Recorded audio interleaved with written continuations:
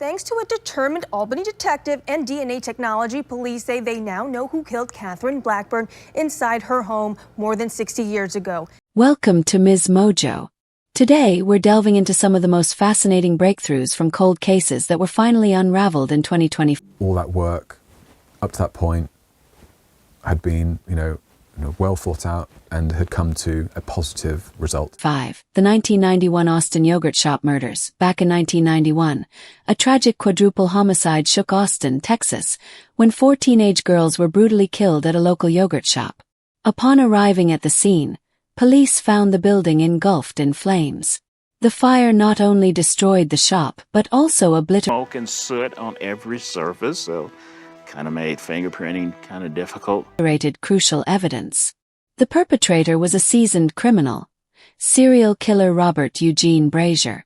It would take law enforcement 33 years to pinpoint him as the murderer, thanks to advances in investigative genetic genealogy.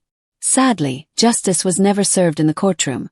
Brazier had most of his crimes happened after the yogurt shop. Taken his own life in 1999 during a tense police standoff following a relatively minor offense involving a stolen vehicle. Though the case is now technically solved, the haunting images of December 6, 1991, remain etched in memory. I can definitely still see it. The Puerto Deseada case in 2015, hikers stumbled upon a corpse near the Spanish town of Puerto Deseada. 4 years, the identity of the deceased remained a mystery, and foul play was not initially suspected.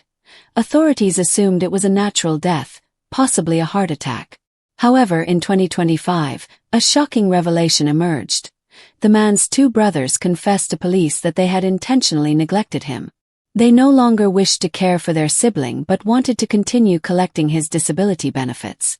Over roughly a decade, they let him perish, managing to conceal the crime even as social workers frequently checked in, always finding him mysteriously absent.